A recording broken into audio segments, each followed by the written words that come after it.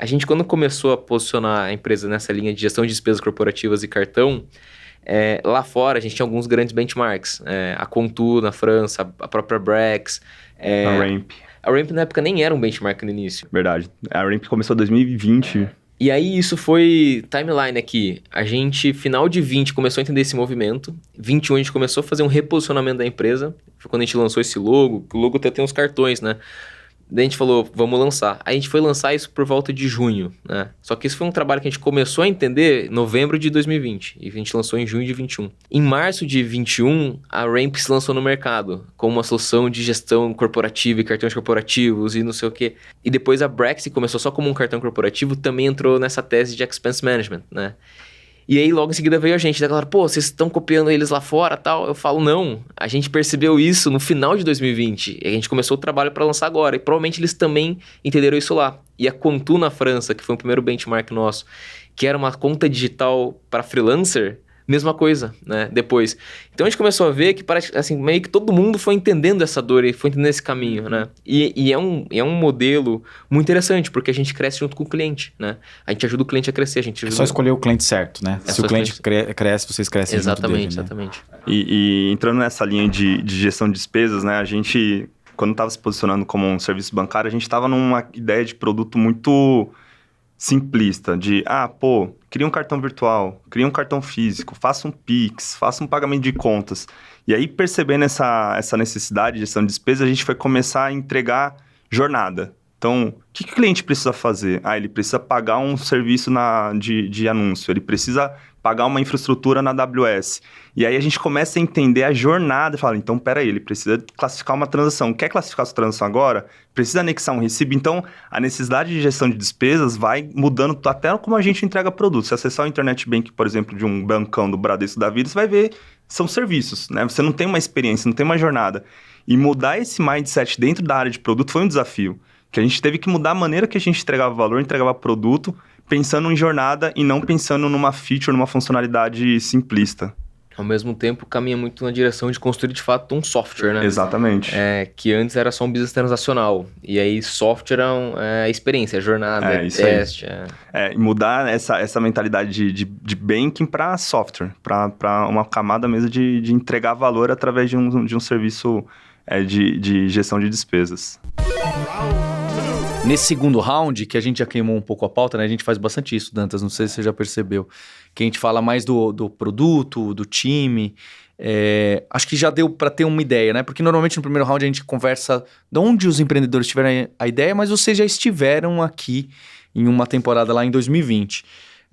Então a gente já começou falando dessa evolução de produto, né? De onde vocês começaram, benchmarks que vocês viram, para onde que isso foi encaminhando e, como disse o Dantas, né? Acompanhar a jornada do cliente para saber como crescer seu próprio produto. Acho que esse é um desafio de todo mundo, parece meio óbvio, mas é super difícil ali na hora, né? Fala, não, acho que tem as oportunidades aqui, você tenta mapear, você tenta testar e nada funciona, né? Nada traciona, não é aquilo que o usuário quer, você fala, mas achei que era e não era, e assim vai.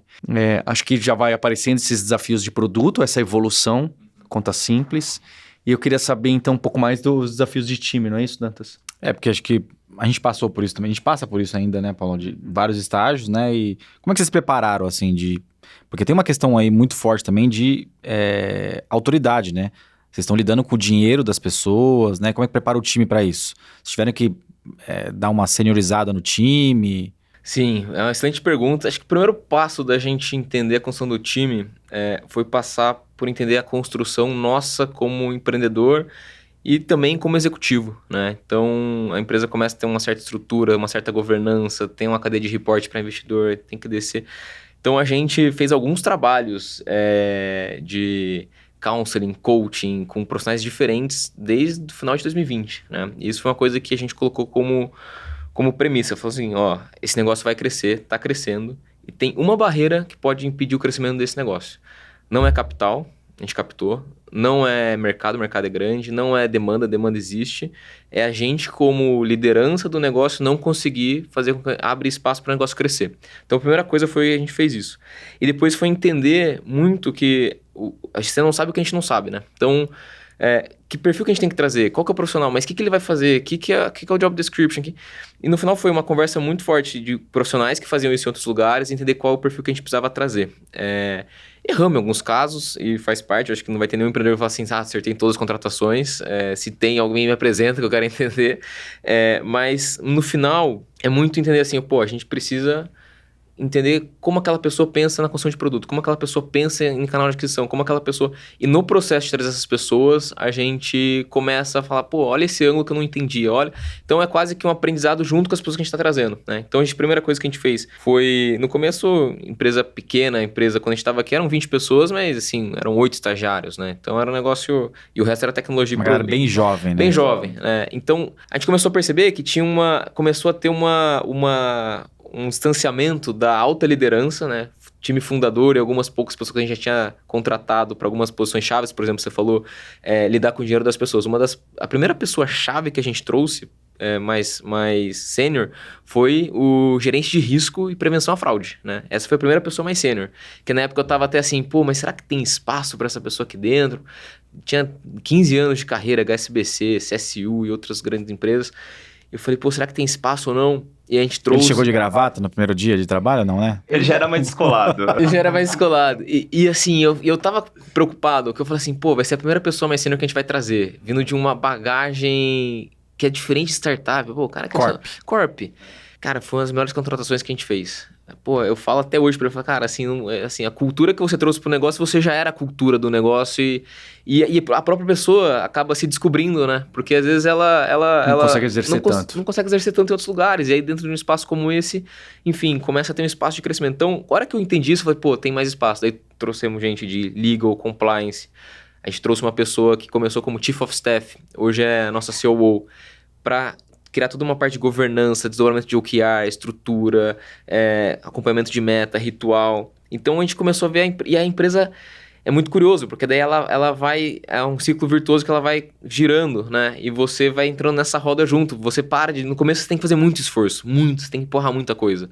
Quando você começa a ver que com as pessoas que você traz, a roda começa a girar de forma mais natural, você vê que o negócio toma um corpo diferente, né? Em produto você pode explicar mais, em tecnologia. Acho que a gente vai amadurecendo junto com o negócio, né? E através das mentorias, todo esse trabalho que a gente fez, foi um ponto bacana, assim, de descoberta pessoal também.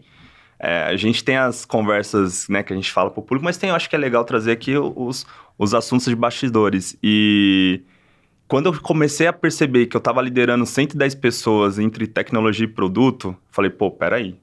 O máximo que eu já tinha liderado eram 20 pessoas, né? E era super tranquilo, não eram 10 áreas totalmente distintas, fazendo coisas diferentes. Falei, preciso aqui, né, nesse processo de amadurecimento. E como o Tog bem disse, se a gente, né, não mudar, a gente acaba travando o crescimento da empresa. E aí até conversei uma vez, né, Paulo, que a gente foi almoçar um dia, eu falei, Paulo, tô com essa decisão de trazer uma liderança no meu lugar, né? Trazer uma liderança de produto e tecnologia, porque precisa trazer alguém no mercado, alguém que já vivenciou isso, para a gente conseguir escalar a operação. E aí a gente pensa muito na empresa, muito na conta simples. Então, falei, eu quero fazer essa empresa ser gigante. E aí a gente abrir espaço, ter a humildade de falar, deixa eu trazer alguém de mercado, alguém que conheça. E aí eu contratei um chefe.